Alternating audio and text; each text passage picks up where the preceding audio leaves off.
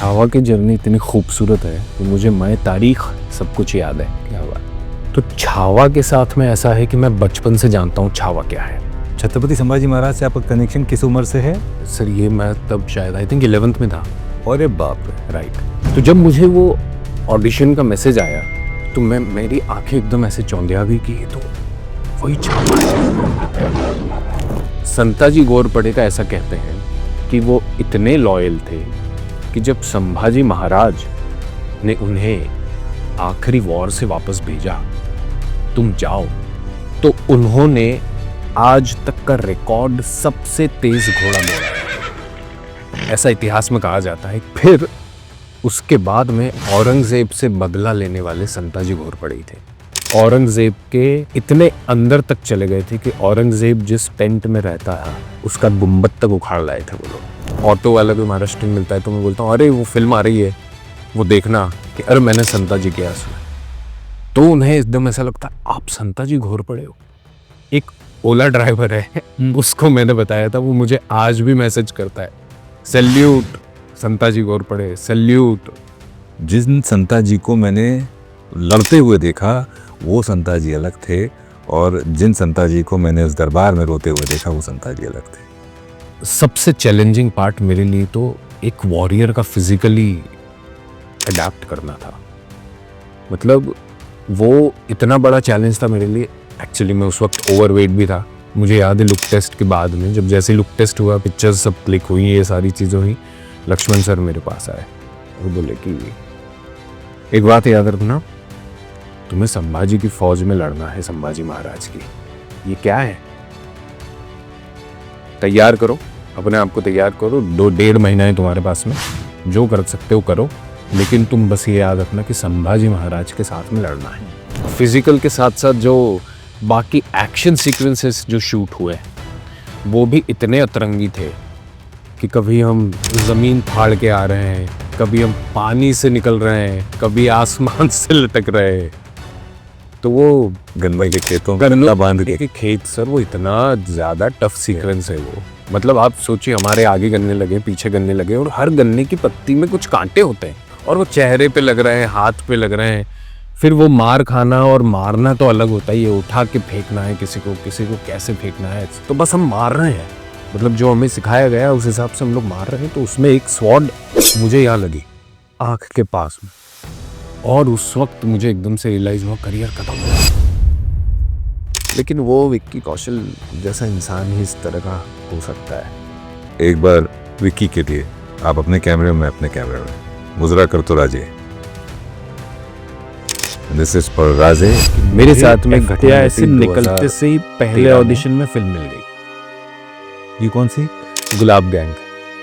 ओहो, माधुरी दीक्षित और जूही चावला के साथ में। राइट। लेकिन वो ऐसा फेज था लाइफ का जो कि मतलब मैं अभी भी एकदम हिल जाता हूँ। उसका नुकसान तो ये हुआ कि मेरी ज़िंदगी के 2-3 साल मेरे हाथ से निकल गए।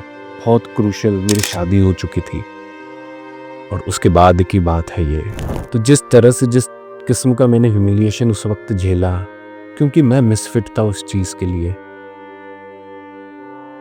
और जो मजबूरियों में मैंने जिस तरह के डिसीज़न लिए, मेरे अंदर बहुत फ्रस्ट्रेशन बढ़ चुका था, बहुत एग्रेशन बढ़ चुका था। मैं इतना ज़्यादा एग्रेसिव हो गया था अपनी फैमिली वालों के लिए, खुद से, अपनी वाइफ का मैंने बहुत समय बर्बाद किया उस वक्त। मतलब वो बहुत पेनफुल 3 साल रहे।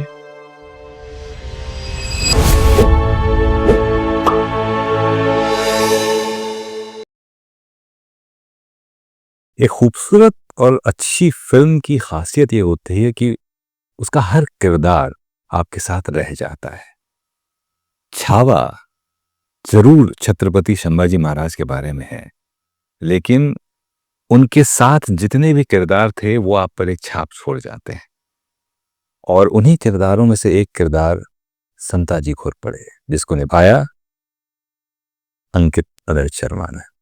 थैंक यू अंकित, हमसे मुलाकात करने के लिए, हमसे बात करने के लिए, राजी होने के लिए।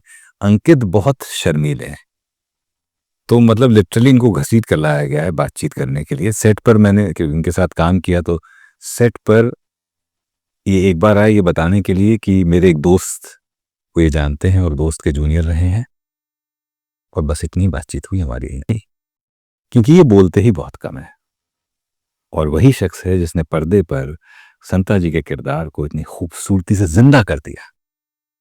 अंकित, thank you so much sir मुझे बुलाने के लिए। ये हमारा सौभाग्य है। It's actually a privilege and pleasure to talk to you. Specially उन लोगों से बात करने में बहुत मजा आता है जिनके बारे में पता ही नहीं होता, क्योंकि वो बोलते ही नहीं। तो आज बहुत मजा आने वाला है।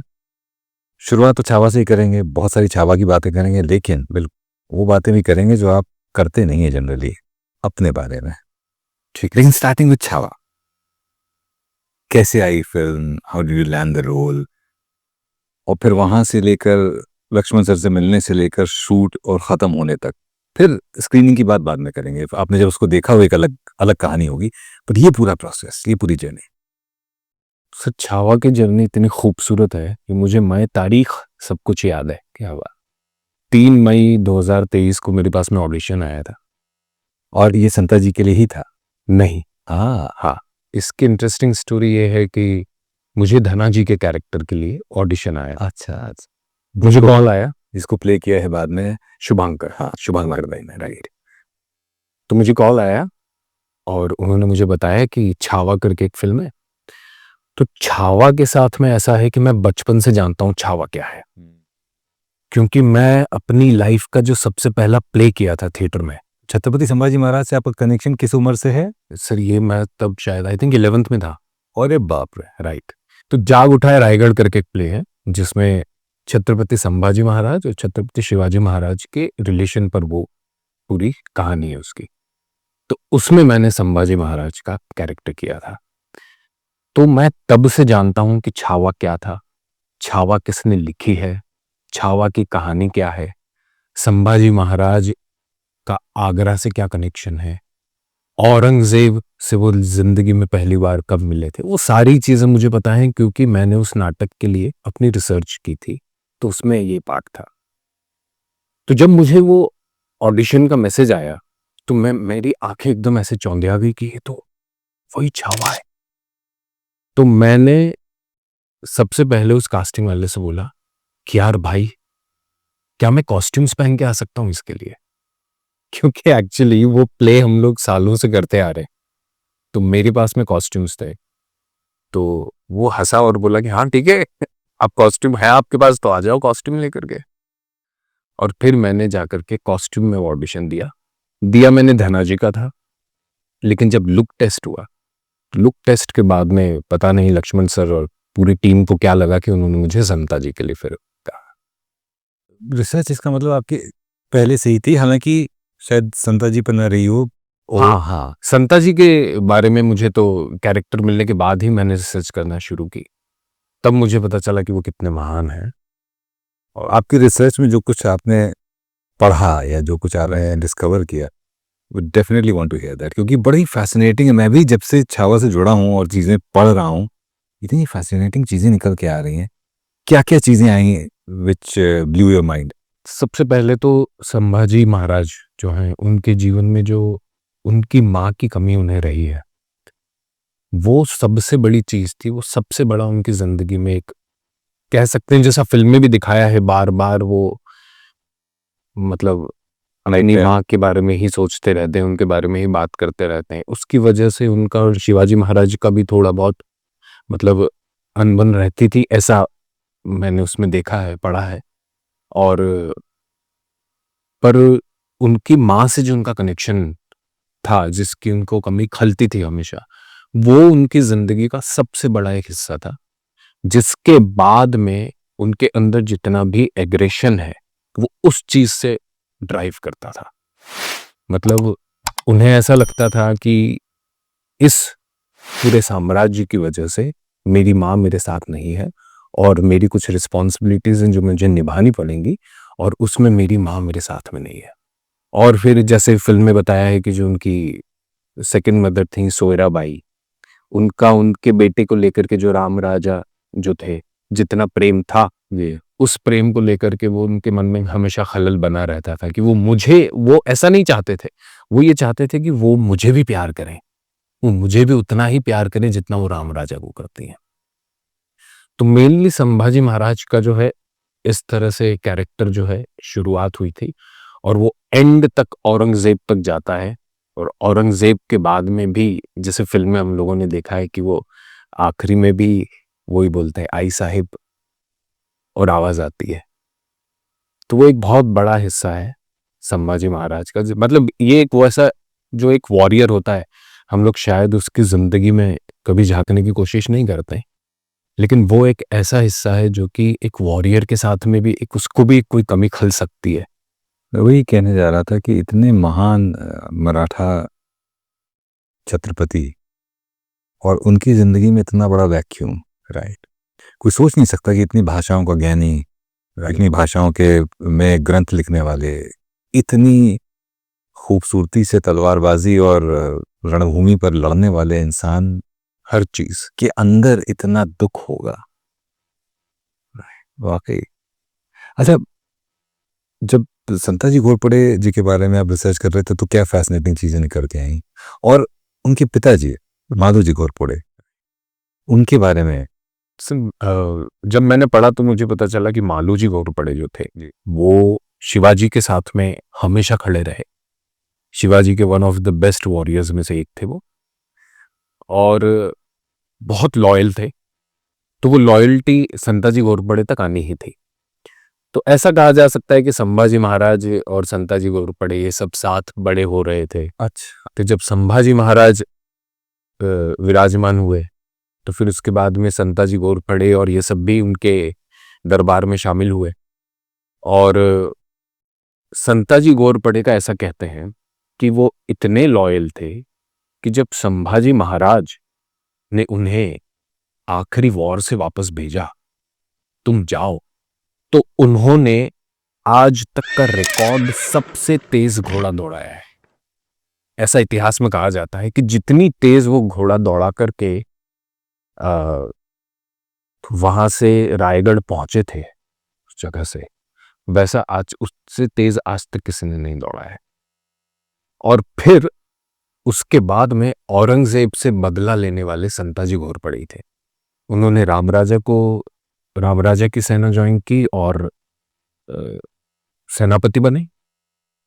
हम्बीर राव के बाद में सेनापति बने और सेनापति बनकर के धनाजी जाधव जो है उनके साथ मिलकर के औरंगजेब के इतने अंदर तक चले गए थे कि औरंगजेब जिस टेंट में रहता था उसका गुंबद तक उखाड़ लाए थे वो लोग, और नाक में दम कर रखा था औरंगजेब के। ये बड़ी भारी विडंबना है कि जिन मराठाओं ने मुगलिया सल्तनत की डिक्लाइन के फॉल में इतना बड़ा रोल प्ले किया कि जिस औरंगजेब ने पूरे हिंदुस्तान पर कब्जा कर लिया था ऑलमोस्ट, उसको 27 साल दक्कन में रोक के रखा और वहीं खत्म हो गया वो, राइट। और खजाना खाली हो गया, तो वहां से मुगल सल्तनत का डिक्लाइन शुरू हुआ है। इतना बड़ा हिस्टोरिकल इवेंट, उसका ड्यू क्रेडिट नहीं मिलता है। मतलब ऑफ कोर्स हमारी हिस्ट्री किताबें पढ़ाती हैं मराठास के बारे में, लेकिन जितना उनको स्पेस मिलना चाहिए वो नहीं मिलता है। आपकी रिसर्च क्या इससे अलग है या यही बात आपकी भी रिसर्च में निकल के आती है? नहीं सर, मुझे ऐसा जो महसूस हुआ रिसर्च करते वक्त, मुझे महसूस हुआ कि थोड़ा स्टेट वाइज ही रह जाती हैं कुछ चीजें।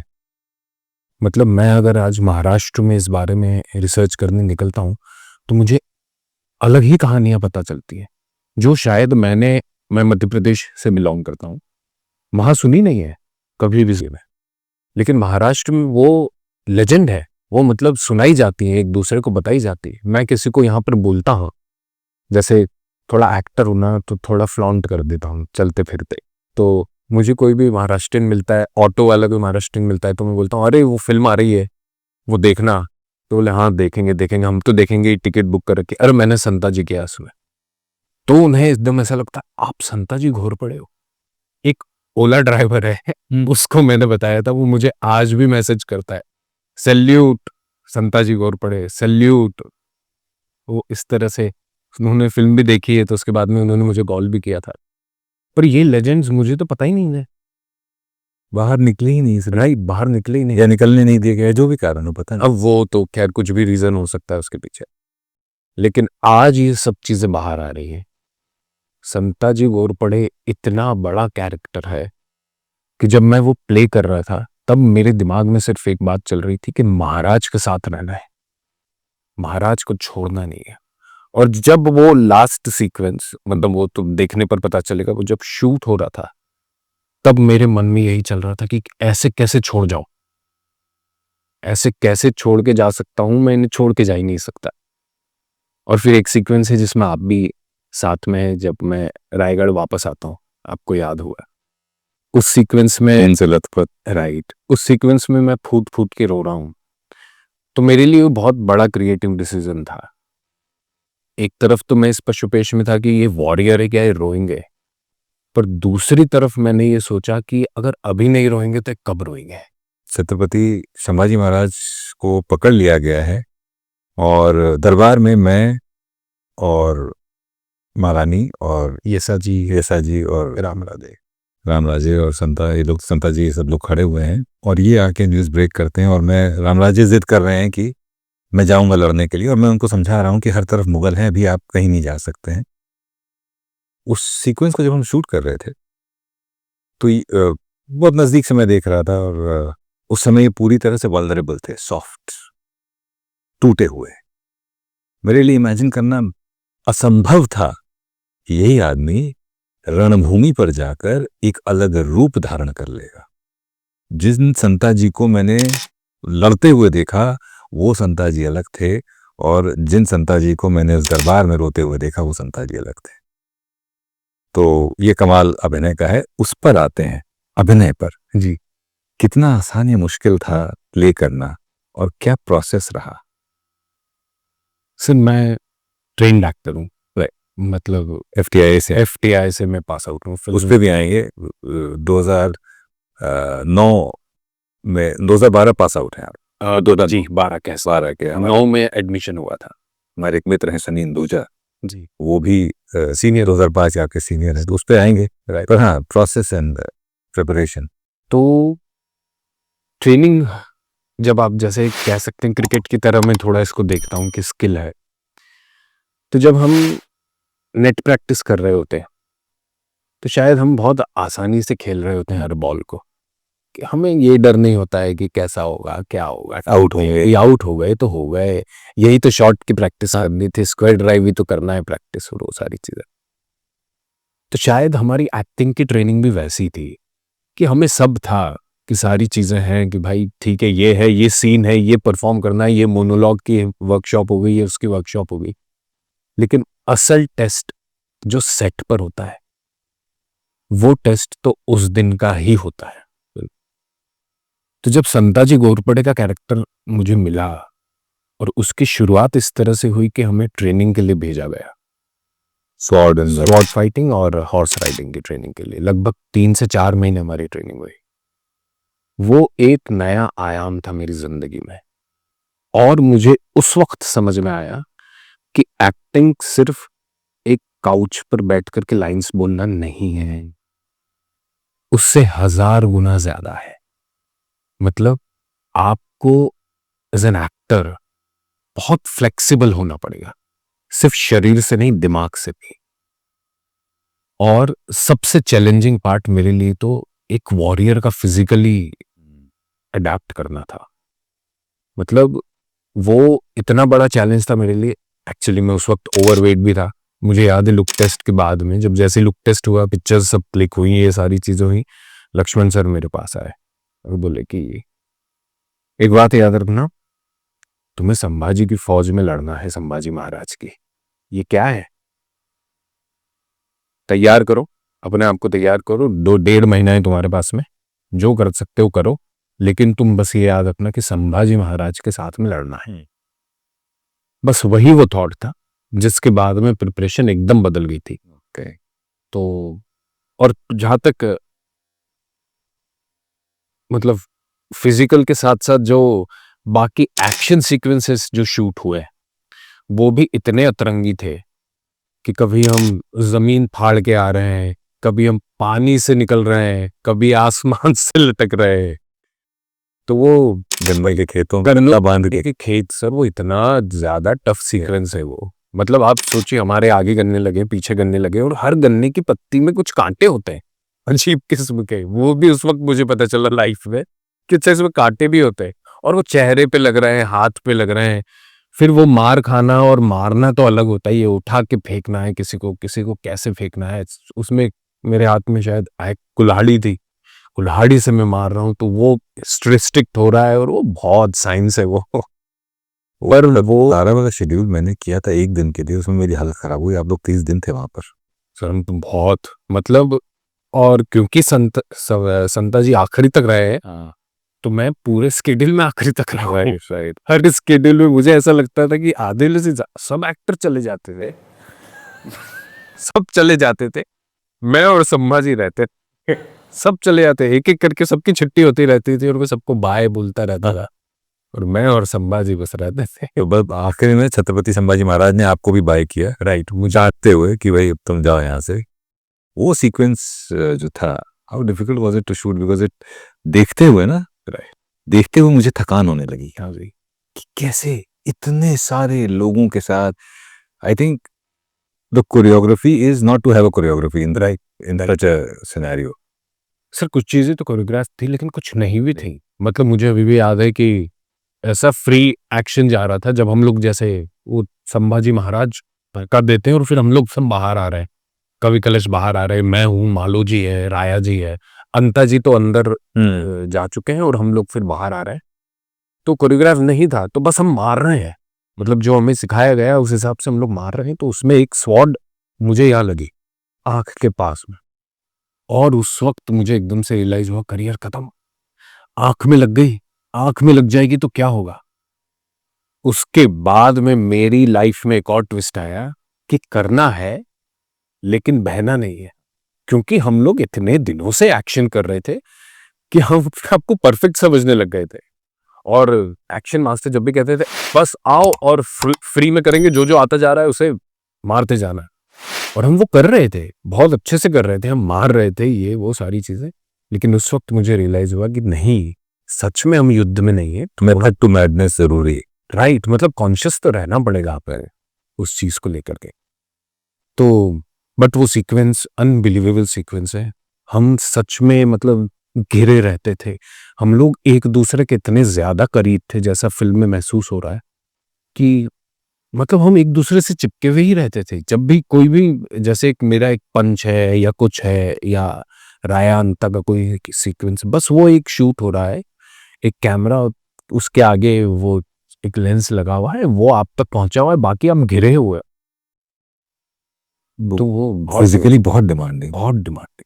उसी सीक्वेंस में एक सीन जो मुझे नहीं भूलता है, जब मालो जी घोरपड़े फाइनली लग रहा है कि अब नहीं बचेंगे, और आप ये चीज देखते हो, और ये कहते हुए मुझे पिताजी राइट, जा रहे हैं, लेकिन बेटा वॉरियर भी है।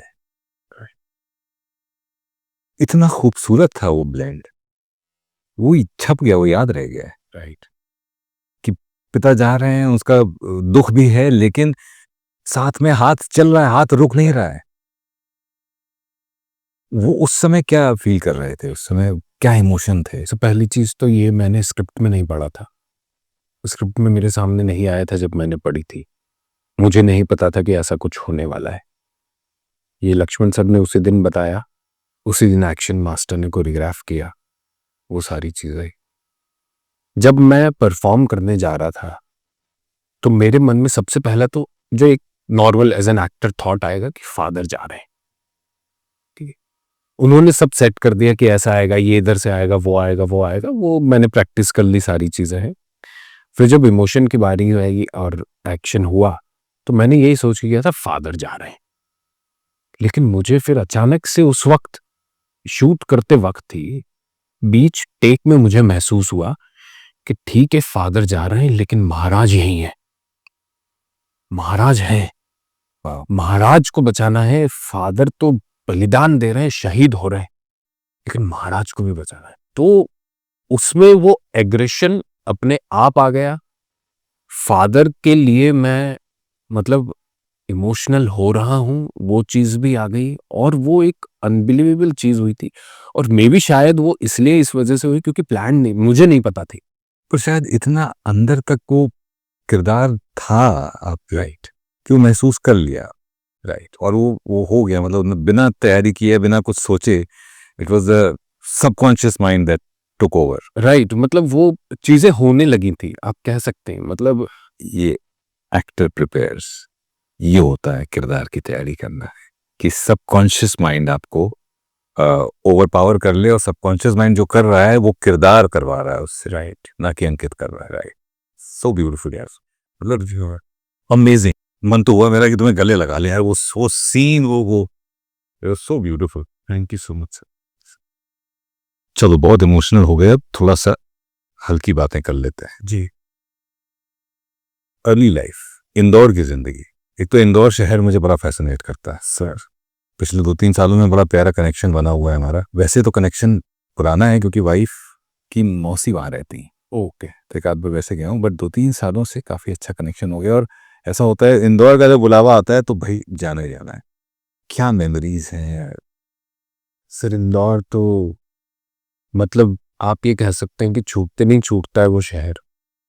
वो मैं बहुत सारी जगह रहा हूँ, मैं गुजरात गया हूँ, मैं पुणे में रहा हूँ, मैं दूसरे शहरों में भी बहुत रहा हूँ, साउथ तक में होकर के आया हूँ, लेकिन वैसा शहर मुझे पूरे हिंदुस्तान में नहीं मिलता है। मे बी शायद वो आप कह सकते हैं कि मेरी जन्मस्थली इस वजह से भी हो सकता है, लेकिन उसके पीछे सबसे बड़ा रीजन ये है कि वहाँ के लोग बहुत अच्छे लोग हैं। मतलब मैंने कुछ स्टेट्स देखी हैं जिन स्टेट्स में मतलब लोग बहुत अकड़ में रहते हैं, कुछ स्टेट्स में लोग बहुत ज्यादा हम्बल हैं। इंदौर एक इतना बढ़िया बैलेंस्ड शहर है कि वहां पे उसको मिनी मुंबई कहा जाता है।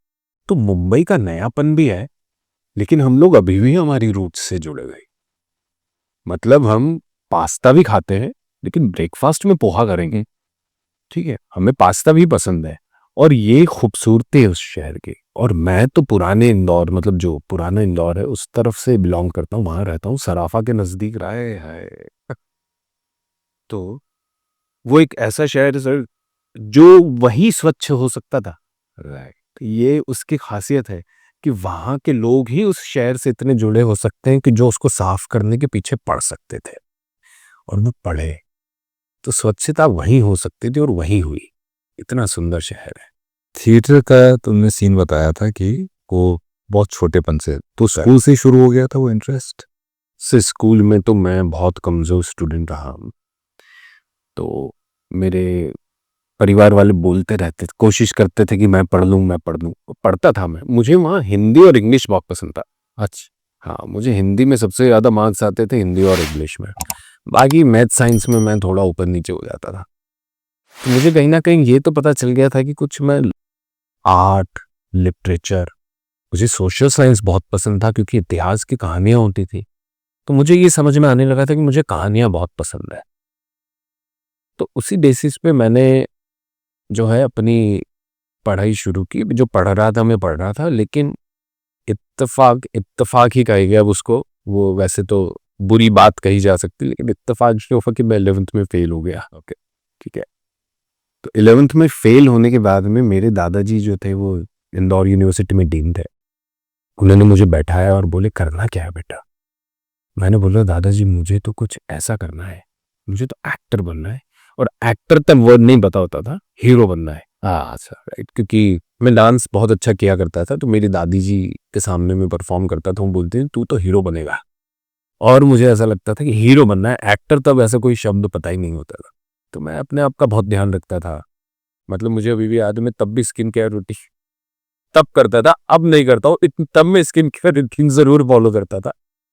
तो इस तरह से मैं सारी चीजें करता था। तो मुझसे पूछा गया, तो उन्होंने बोला कि अच्छा चलो ठीक है, तुम ये करना चाहते हो ये करो, लेकिन पढ़ाई तो पूरी करनी पड़ेगी। मैंने बोला पढ़ाई तो नहीं हो रही है। तो बोले काम करो, तुम इसी फील्ड में पढ़ाई करो।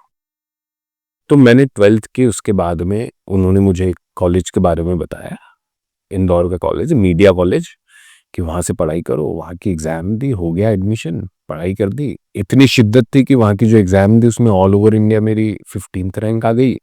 तो सबसे पहली सीट मेरी हो गई, मैंने ही भरा उसके लिए सबसे पहली सीट। और जब 15th रैंक वाला कोई, वो मीडिया कॉलेज है तो वहाँ ज़्यादा इंटरेस्ट नहीं दिखाते थे बच्चे, लेकिन तो जब 15th रैंक पे एकदम से ऐसा स्टूडेंट आ गया जो उस कॉलेज का नाम ले रहा है, तो सब एकदम ऐसे हो गए थे, तुम सच में वही कॉलेज लेना चाहते हो? पर मैंने बोला नहीं, मुझे तो यही लेना है। वो लिया। वहां से ही मेरे फादर ने मुझे, मेरे फादर फिल्म डायरेक्टर बनना चाहते थे। वो आप, मैं बचपन से स्टार वॉर्स देख रहा हूँ, और मैंने बचपन में, मतलब लोग जी और शो की भूत से डरते थे, मैं डार्क वेडर से डरता था। मुझे ऐसा लगता था कि डार्क वेडर घूम रहा है पूरे घर में और करके कुछ आवाज आ रही होगी। तो बचपन से मतलब हॉलीवुड फिल्म्स देखता आ रहा हूँ मैं। इंदौर का सबसे पहला सीडी प्लेयर मेरे घर पर था, क्योंकि पापा को इतना शौक था। हमारे यहाँ प्रोजेक्टर था जिस पे हम फिल्म देखते थे, और क्या क्या फिल्म्स नहीं देखी मैंने। मैंने कोरियन फिल्म्स बचपन में देखी है, मैंने वर्ल्ड सिनेमा बचपन में देखा है। फिर हार्ड डिस्क का जमाना आ गया था, तो हार्ड डिस्क में फिल्में देखता था। मैंने बहुत फिल्म्स देखी हैं सर। तो मतलब फिल्म से बचपन से ही प्यार था। तो वहां से फिर एफटीआई की बात हुई। एफटीआई 2009 ग्रेजुएशन पूरा हो गया, ग्रेजुएशन जरूरी होता है, फिर एफटीआई की बात हुई। तो मैं पहली बार में क्रैक कर लिया, फर्स्ट रैंक आई, स्कॉलरशिप मिली, जया बच्चन स्कॉलरशिप, सब कुछ। क्योंकि मतलब शिद्दती जिंदगी उस चीज में बिता दी मैंने। थिएटर करता था, फिल्म्स देखता था, वही करता था। ये होता है जब आप पैशन को फॉलो करने लगो तो वो लगता ही नहीं कि काम है, and then you explore the best in you. ये तो हो गई शिक्षा पूरी 2012 में, राइट? अब शुरू होता है तो स्ट्रगल नहीं, बट लर्निंग हार्ड, स्ट्रगल नहीं कह सकता, चीज लर्निंग पार्ट 2 शुरू होती है, लर्निंग पार्ट। वो कितना लंबा था, वो कैसा रहा, सिखाने वाला था, तोड़ने वाला था? सर, सिखाने वाला तब होता है जब आपके साथ में जिंदगी में भी कुछ नहीं हो रहा है और आप करते रह रहे हो, आप सीखते रह रहे हो। मेरे साथ में एक घटना घटी 2013 में, कि मुझे एफटीआई से निकलते से ही पहले ऑडिशन में फिल्म मिल गई। ये कौन सी? गुलाब गैंग, ओहो, माधुरी दीक्षित और जूही चावला के साथ में। राइट। और उसमें नेगेटिव कैरेक्टर मुझे मिला। तो ऐसा होता है ना कि सब सेट है, हाँ, सब, अरे यहाँ से ये पढ़ाई के लिए, यहाँ से ये कर लिया, ये कर लिया, और अब तो फिल्म ही मिल गई, खत्म हो गया। और माधुरी दीक्षित मैम तो ऐसी हैं कि मुझे तो सपने आते थे बचपन में भी, हो के मुझे इतनी पसंद थी वो बचपन से। तो जो फिल्म मिल गई, मैंने मेहनत की, मैंने अच्छा काम किया, सारी चीजें की, वो फिल्म चली नहीं है उससे। लेकिन उसमें जो सबसे बड़ी चीज हुई वो ये हुई कि मुझे लगा कि अब तो फिल्म मिल गई है, अब मैं स्क्रीन पे आऊंगा, स्क्रीन पे आऊंगा, लोग देखेंगे, छा जाऊंगा। प्रोडक्शन को फोन करेंगे और बोलेंगे ये लगा कौन है, इसका नंबर पे लाओ। पर ऐसा कुछ भी नहीं हुआ। ऐसा नहीं होता है, पहली फिल्म मिल जाए अच्छी तो भी ऐसा नहीं होता है। लोग तो ऐसा सोचते हैं कि एक बार टीवी पे आ गए तो हम अरे फोन आने लगेंगे, या हमको बैंड्रा बैंड स्टैंड पे वॉक करते हुए कोई देखेगा और बुला लेगा, आपकी तो फिल्म आ गई, राइट? और कभी सा खासा फिल्म शुरू मेरे सीन से हो रही सर, आप वो देखिएगा कभी। और फिर भी कुछ नहीं। फिर मैं उस फिल्म के प्रीमियर पे ही मैं कास्टिंग डायरेक्टर के पास गया। मैंने बोला यार भाई अब क्या करूंगा जिंदगी में, ऐसा तो कुछ हो ही नहीं। तो उन्होंने बोला कि तू क्या कर रहा था अभी पिछले कुछ, जब एडिट हो रही थी इतने टाइम तूने क्या किया? कुछ आई थिंक 8-9 महीने हुए थे। अच्छा। मैंने बोला कुछ नहीं, मैं तो घर तो वेट कर रहा हूँ कि रिलीज होगी और फिर उसके बाद छा जाएंगे। तो बोले बहुत गलत किया तूने, तुझे मिलना पड़ेगा लोगों से, लोगों से बात करनी पड़ेगी, लोगों को बताना पड़ेगा कि तू इस फिल्म में है, तब वो तेरा काम देखेंगे और फिर तुझे बुलाएंगे जब उन्हें पसंद आएगा। और वो मौका तब तक तो मैं खो चुका था। तो यहां जो है मेरी जिंदगी एकदम से टर्न हुई कि आप अच्छा परफॉर्म कर रहे हो, आपकी शिद्दत बचपन से उस चीज को, और मैं एक्टिंग को लेकर के बहुत ज्यादा सीरियस हूं, मतलब इबादत की तरह है मेरे लिए वो चीज।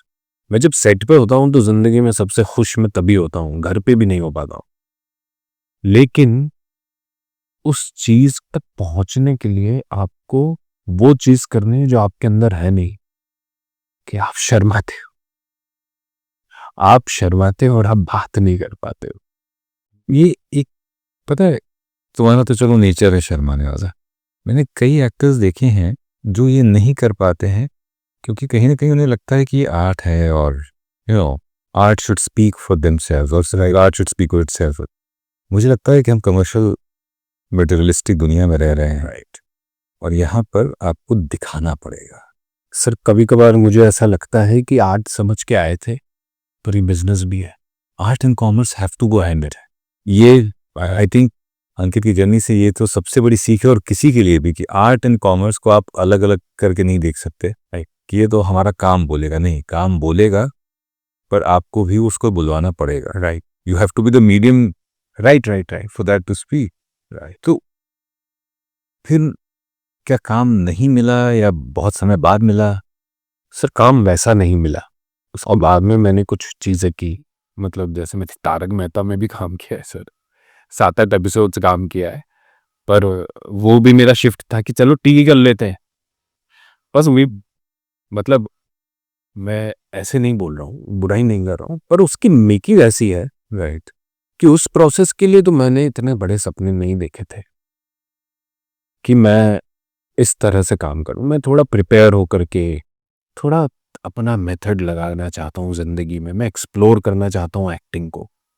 मैं ऐसा नहीं कर सकता कि आज सुबह मिली हुई लाइंस को मैं दोपहर में बोल दूँ, तो वो मेरे लिए बहुत ज़्यादा टफ था। तो उस वक्त मुझे समझ में आया कि नहीं, मुझे सीरियल्स तो करनी ही नहीं है अब लाइफ में, भले ही कितना भी कुछ भी हो जाए, कितना भी समय लग जाए, काम तो वैसा ही करना है जो सोचा है। फिर उसके बाद में 2 फिल्म्स और की, एक टर्टल करके की, उसको नेशनल अवार्ड भी मिला था, जिसमें मैं संजय मिश्रा सर का बेटा बना था। मैं, संजय मिश्रा सर और हमारी गांव की कहानी थी। फिर उसके बाद में मीमांसा करके एक फिल्म की स्वरा भास्कर के साथ में, वो रिलीज नहीं हो पाई। ये दोनों छोटी फिल्म थी, नए प्रोड्यूसर्स थे, तो रिलीज होने में थोड़ा ऊपर नीचे हुआ, तो वो 2 फिल्म्स की। फिर उसके बाद में छावा घटित हो गई। तो बहुत मुश्किल रहा होगा ना ये 12 साल की जर्नी तुमने बताई, जिसमें 3 या 4 काम किए, एक ट्रेन्ड एक्टर, और जिसने इतनी अच्छी ट्रेनिंग करी हो, और जिसकी शुरुआत भी इतनी अच्छी हो गई हो, कैसे वो नेगेटिव थॉट्स या नेगेटिविटी कैसे उसको रोक के रखा, या फिर वो हावी हुई? नहीं सर, होती ही है भाई, जाहिर सी बात, राइट। और सच बात कहूं तो शायद अभी भी होती होगी, अभी भी होगी शायद, अभी भी मन में चलता रहता है नेक्स्ट क्या, नेक्स्ट क्या। हालांकि है, काम कर रहा हूं मैं, 1-2 चीजें और मेरे हाथ में है जिनकी मैं शूट कर रहा हूं, लेकिन फिर भी मन में चलता रहता है नेक्स्ट क्या, और क्या, और क्या, और क्या, और क्या। तो वो नेगेटिविटी जो है, वो, उससे बाहर आने का सिर्फ एक ही तरीका है, और वो है आई थिंक पेशेंस। ये मैंने मेरे दादाजी से सीखा है। मेरे दादाजी एक कहानी सुनाया करते थे बहुत अच्छी, कि चाइना में एक परिवार है, उस परिवार में 120 लोग साथ रहते। तो 120 लोगों का जो हेड था, उससे जाकर के पूछा कि भाई ऐसा कैसे कि परिवार वाले साथ हैं और आपका सब काम कर रहे हैं और ये वो ऐसा। तो उसने सिर्फ एक ही चीज बोली, पेशेंस। पेशेंस ही है जो फैमिली को भी बांधे रखता है और आपको खुद को भी बांधे रखता है, राइट। लेकिन इसमें बीच में एक फेज ऐसा आया था कि जब मैं बीच में 2-3 साल के लिए वापस इंदौर चला गया। हाँ, मैं उसको पूछना चाह रहा था उस बारे में। तो वो काम न मिलने की वजह से हुआ, या कोई और परेशानी? काम तो नहीं ही मिल रहा था, तो सब साथ तो देते ही हैं, मतलब मेरे फ्रेंड्स, मेरी फैमिली सब साथ है। आज जब मैं ये काम कर रहा हूँ और छावा रिलीज हुई है, उसके बाद में मुझे समझ में आया कि वो लोग भी कितना इंतजार कर रहे थे। मतलब सपना सिर्फ मेरा नहीं है, मेरे पूरे परिवार का और मेरे दोस्तों का भी सपना है। पर बीच में मेरी जो फैमिली है उसके करता धरता मेरे दादाजी थे, तो वो शांत हुए। पिताजी क्योंकि आर्टिस्ट हैं, मेरे अंकल जो है वो भी आर्टिस्ट किस्म के इंसान है, उनकी वजह से मैं बचपन से भीमसेन जोशी सुनता हूँ। हाँ, कुमार गंधर्व साहब को सुना है मैंने, बचपन से सुन रहा हूँ मैं। मतलब मैं आज भी कुमार गंधर्व साहब को छोड़ नहीं पा रहा हूँ। उनकी वजह से मैंने शरद चंद्र पढ़ा है, मेरे अंकल की वजह से। मतलब परिवार पूरा ऐसा।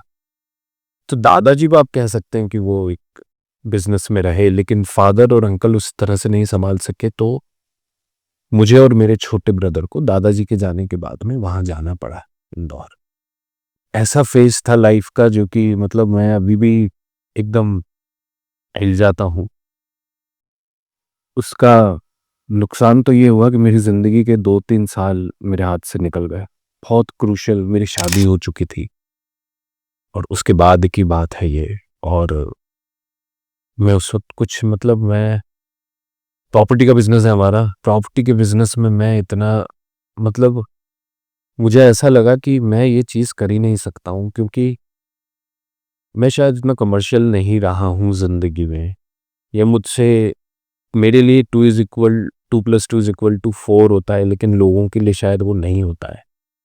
तो जिस तरह से जिस किस्म का मैंने ह्यूमिलिएशन उस वक्त झेला, क्योंकि मैं मिसफिट था उस चीज़ के लिए,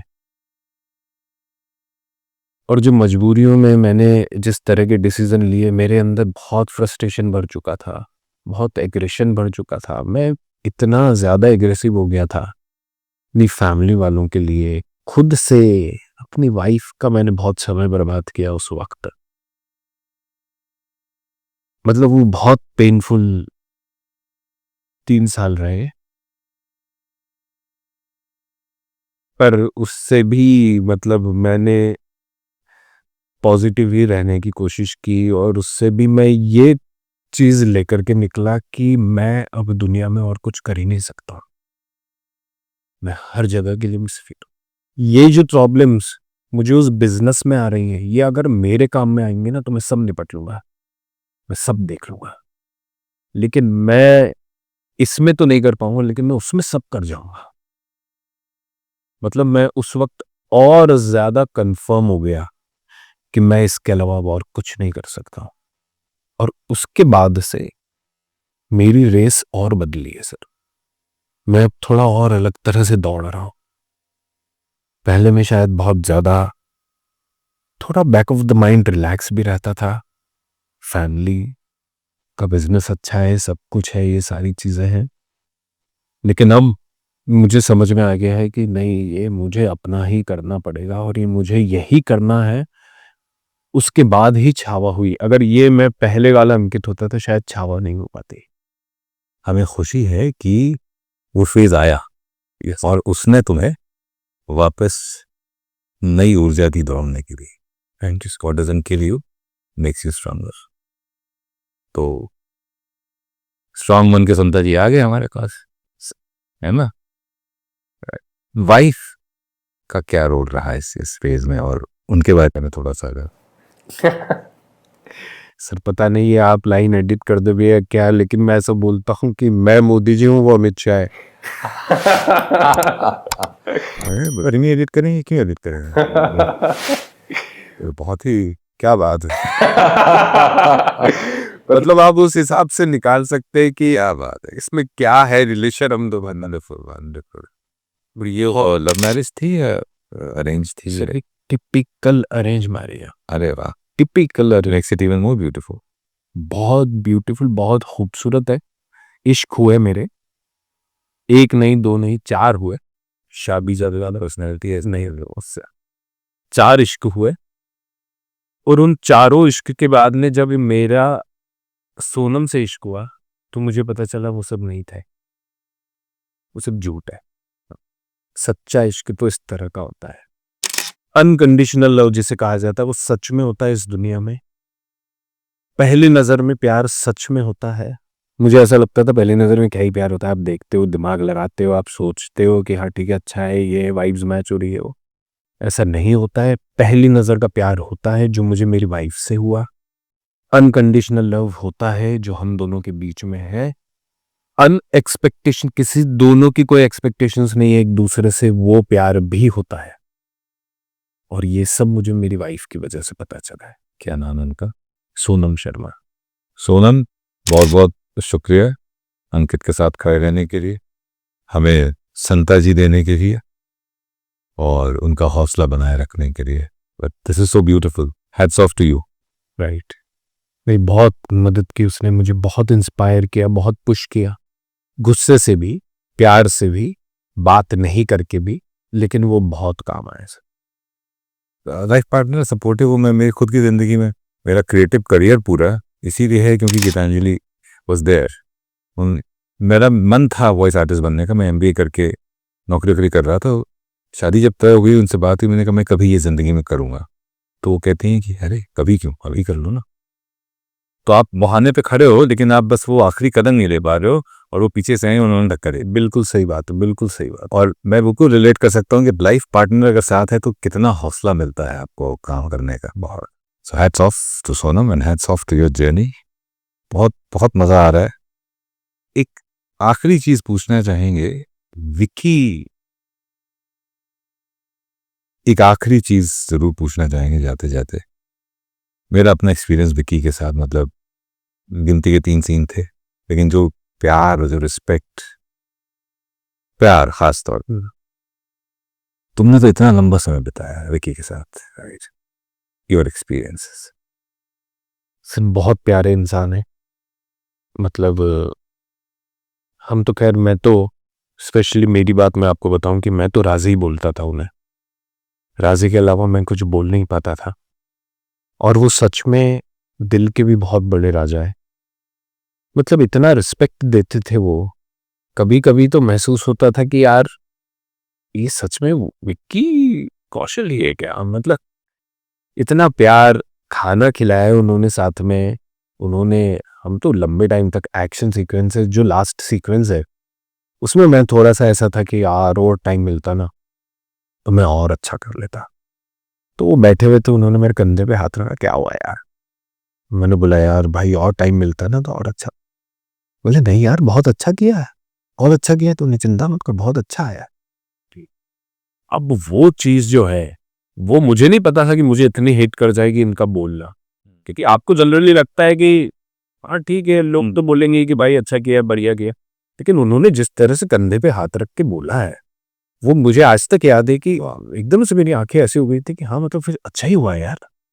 इतना विश्वास से बोलना, उसके लिए आपको सच में उस बात को इतना विश्वास करना होता है।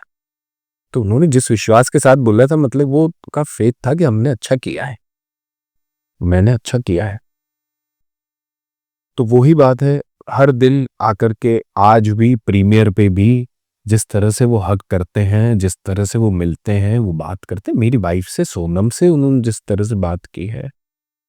एक शॉट है जिसमें वो राजगद्दी पर बैठने जाते हैं, राज्याभिषेक की बात है, आप भी वहीं मौजूद थे। मैं जाता हूँ, जाकर से उनका धनुष लेता हूँ और फिर वो ऊपर चढ़ के बैठते हैं। मैंने पहले शॉट में मुझे पता नहीं था कि क्या करना है, बस ऐसा है कि मुझे इनसे वो देंगे और मुझे उनसे लेना है। तो मैं गया, मैंने जाकर के धनुष तो लिया ही लिया, साथ में वो जो दंड था वो भी ले लिया, और भी लेकर उन्होंने कुछ नहीं बोला, वो चले गए, फिर भी जाकर के बैठ गए। वो बैठे, सब हुआ ये वो ऐसा वैसा, फिर असिस्टेंट आया और उसने बोला कि अरे वो नहीं लेना है। बोला अच्छा ठीक है। फिर मैं गया उनके पास, मैंने बोला कि राजे वो नहीं लेना है। तो बोला कोई बात नहीं, तूने ले लिया था तो मैंने दे दिया, चल अब मत लेना। मतलब ये मुझे नहीं लगता है कि कोई एक्टर शायद नाराज भी हो सकता, और जिस वक्त जिस फील्ड में वो थे, उस फील्ड में राजे तो मतलब ऐसे हो सकते थे कि क्या कर रहा है तू यार, लेकिन वो विक्की कौशल जैसा इंसान ही इस तरह का हो सकता है। और फिर हर एक्शन सीक्वेंस में हम लोग बस आगे और पीछे, भाई बहुत मेहनत चल रही है यार, बहुत मेहनत कर रहे हो यार, बहुत अच्छा कर रहे हो यार, बहुत बढ़िया कर रहे हो यार, ये बोलने वाला कोई आदमी वहां पर मौजूद हो। एक बार विक्की के लिए आप अपने कैमरे में, अपने कैमरे में मुजरा कर तो Raje, this is for Raje, Raj is for Vicky. Raje Ankit, struggle का जो फेज, स्ट्रगल तो नहीं, जो मेहनत का फेज होता है जहां पर आप काम ढूंढ रहे होते हो, या पहली फिल्म रिलीज हो गई, इसके बाद अब बाकी फिल्मों का या बाकी काम का इंतजार कर रहे हो, तो जो इंतजार कर रहे हो आप, जो आपने कास्टिंग डायरेक्टर से भी पूछा था और उन्होंने कहा कि क्यों तुम ऐसा कर रहे थे इंतजार, तुमको ये गलत किया तुमने, लोगों के पास जाना चाहिए, राइट?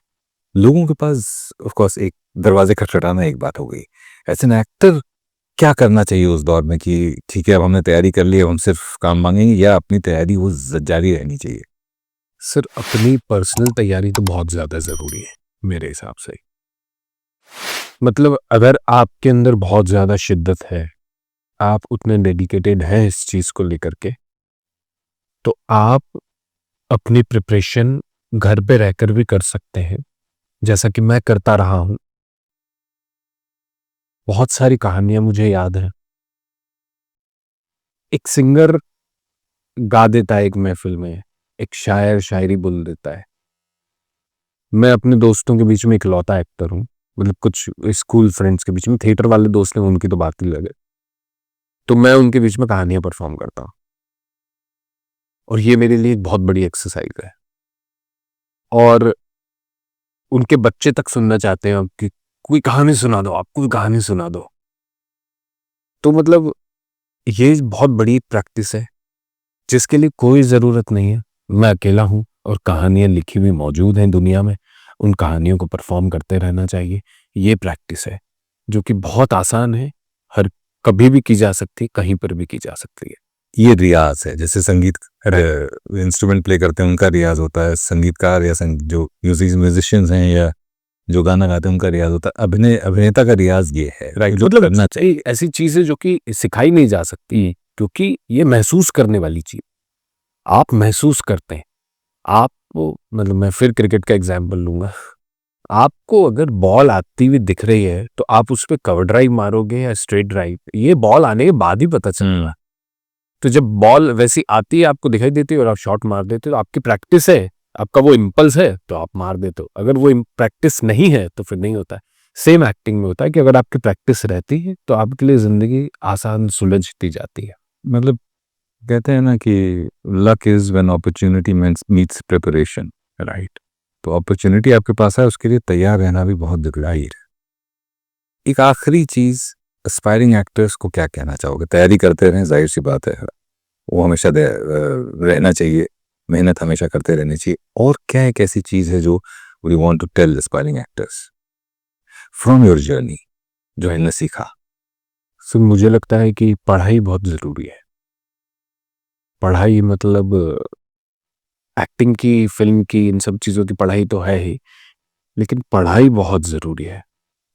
किसी भी एक्टर को पढ़ के आना बहुत ज़रूरी है, क्योंकि वो अगर पढ़ के आता है ना तो उसकी ज़िंदगी के दिमाग में नए आयाम खुलते हैं। और जब तुम कह रहे हो पढ़ के आना चाहिए, तो अभिनय से जुड़ी चीजें या साहित्य, लिटरेचर इन जनरल? लिटरेचर और अभिनय से जुड़ी चीज़ें तो हैं ही, वो तो ठीक है। मैं एकेडमिक्स की बात कर रहा हूँ। ओके। राइट, मतलब आपको ज़िंदगी में ग्रेजुएट तो होना ही चाहिए। और ये मैंने अपनी ज़िंदगी में इसकी इम्पोर्टेंस इसलिए क्योंकि मैंने बताया, जैसे कि मेरे दादाजी ने बोल दिया था कि नहीं पढ़ाई तो करनी पड़ेगी, अदरवाइज मैं 11th के बाद शायद पढ़ाई छोड़ देता। लेकिन जब मैंने पढ़ाई की तो मुझे महसूस हुआ कि ये बहुत ज़रूरी था। मुझे आज, क्योंकि एज एन एक्टर आपको नॉलेजेबल होना बहुत ज़रूरी है। आपका नॉलेज आपके कैरेक्टर में बहुत मदद करता है। ये फिर भले ही छावा हो या कोई और कैरेक्टर हो या कुछ भी हो, आपकी वो चीज़, वो पढ़ी हुई चीज़ कब सबकॉन्शियसली आपके अंदर से आपके कैरेक्टर में आ जाएगी, वो आपको पता नहीं चलता है। वो आपके एकेडमिक्स की चीज़ें हों या जो लिटरेचर हो, कुछ भी हो, वो कब इस्तेमाल हो रही होगी, वो आपको पता नहीं चलेगा और आपकी बत्ती जलेगी, अरे तो ये हो गया, अच्छा ये तो वहाँ का है, अच्छा ये तो उस ज़माने में तो वो किया था, ओह हाँ, ये वो। तो इसलिए वो बहुत ज़रूरी है। तो जो भी एक्टर्स हैं वो पढ़ के आएँ और फिर उसके बाद में तो जो ज़िंदगी चलनी है वो तो चलनी है। ये सबसे इम्पोर्टेंट बात तुमने कही कि तैयारी और पढ़ाई। कई बार लोग इसलिए इस फील्ड में आना चाहते हैं कि उनको लगता है कि पढ़ना नहीं पड़ेगा। ऐसा सोच सकते हैं सर, लेकिन ये बहुत गलत ये बात भ्रम है, इस भ्रम में ना पड़े। राइट, क्योंकि यहाँ पे जितने भी हैं सब पढ़े लिखे लोग, बहुत ज़्यादा पढ़े, बहुत पढ़े लिखे और बहुत पढ़ते हैं।